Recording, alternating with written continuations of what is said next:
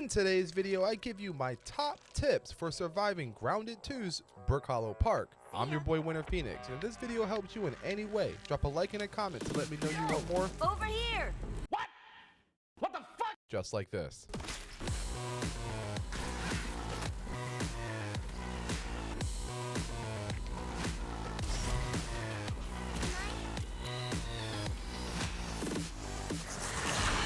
I also have a special announcement at the end of the video, so stay tuned for that.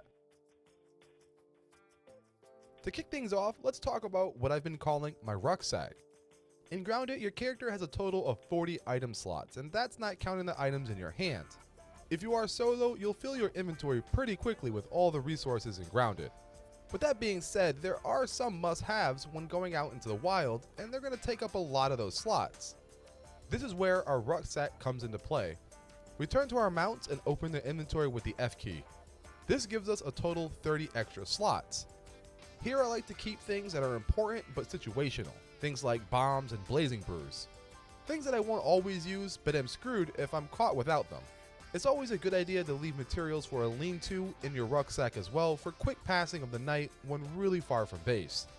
You should also get into the habit of adding things like bug parts and other resources to your ruck. This way if you die, call your mount back to you and it will have its inventory still intact. Your mount's inventory also carries over if you switch in between mounts.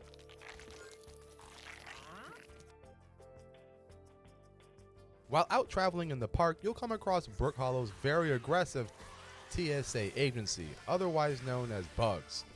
And they want nothing more than to check your backpack for contraband, and they're willing to kill you for it. I mean, the bugs don't eat you, so why else do they attack on sight, right? Plainly speaking, your mount will pull and hold aggro for you against all the bugs. Just let the enemy bugs catch you riding first, and once you see their red eyes, jump off your mount and prepare your flank. Some bugs even have weaknesses when attacked from behind, so start exercising the flank. Another reason you want to start doing this is because your mount will slowly heal outside of combat, saving you from spending resources to heal yourself. In the beginning of the game, you might find it best to attack from the back of the mount, but as you get into tier 2 weapons and gear, you'll do more damage on the ground than mounted. If you are using your mount for tanking, then eventually it is going to lose all of its HP, but that doesn't mean it's dead. Your mount will go into a down state for a few minutes and needs to be revived before returning to your home with a hefty cooldown. This is perfect. You want your mount to go down, and if you can, you want it to go down after getting all the enemies as low as possible. This way you can clean up the kills and then get another revive off, progressing the mutation best friends or some shit like that. I don't have friends, so I don't know what that is, but I do know after enough revives you'll start to revive faster and faster. Here's a shot of what it looks like to revive without this mutation. And here's a revive with the mutation. Much faster, and you can even pull off revives mid-fight. Get this mutation maxed out as soon as you can and you'll have a friend for life, who takes beatings for you and gets no benefits out of it. If any of you played the first Grounded, you know there were two ways to block damage. The first is the preferred method of using a shield or a weapon. What ended up happening most of the time is we used the second option and blocked with our little faces as we mistimed our blocks and died.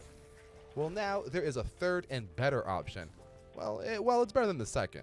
In Grounded 2, we can now dodge, and it's a game changer.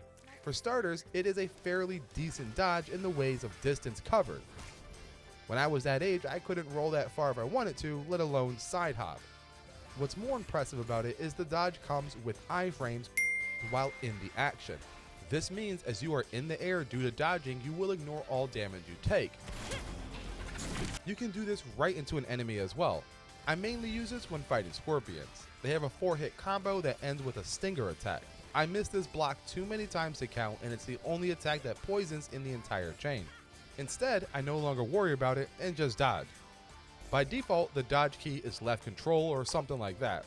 This tip is simple. Bind your dash to a better button, like a mouse button like I have or another key command. If you're on console, then I don't know what to tell you.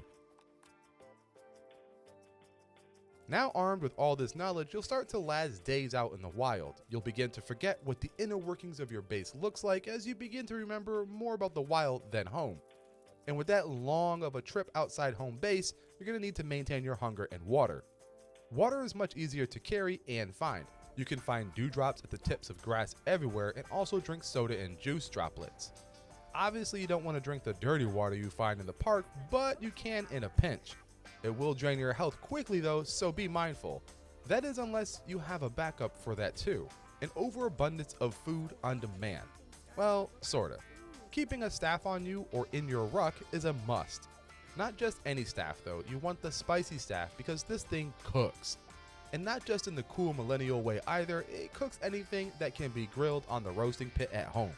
The trick to it is to make sure it is the actual attack that kills either the gnat, weevil, or aphid. And not the burn done as the side effect. If this happens, then you'll end up with a raw piece of meat and you'll have to try again. The staff attacks do track pretty good, so I like to charge my cooking shot and then let it rip as it builds up a little bit of power. This ensures I get a roast every time and not a useless raw meat. This also works on the caterpillar, but I wasn't able to find the footage, so you'll just have to trust me. If you've made it this far, then I have one last bit. We are starting our first ever giveaway on the channel. For every 100 subscribers, I will be randomly selecting one winner to receive a gift box from me. Along with getting to keep the box for your own personal use, you'll get a custom designed hoodie with the Winter Phoenix logo on it. You also get your new favorite drinking device because it too is branded with the Winter Phoenix logo. And if free hoodies and cups, coffee cups or shaker cups, final decision made after winning, aren't enough, your box will also contain stickers. And as the channel continues to grow, I want to find more ways to give back to the community, and this is just the beginning. Join the Discord on screen to learn more about future events and some of the things I have planned for the channel. Subscribe and comment events to be entered into the giveaway. I'll announce the winner in the next video, so stay tuned for that. Especially if you enter the contest. Please don't make me pick a replacement winner. This random generator that picks winners is not that easy to use. And that's all I've got for now. Later, nerds. Still here? Wondering why the video hasn't ended yet? Well, that's because big YouTube says I need to make my videos longer for ad revenue. 8 minutes to be exact. So instead of trying to make filler content, I'm going to take this chance to catch you guys up on some stuff that's been going on in my life while we wait for the timer to run out.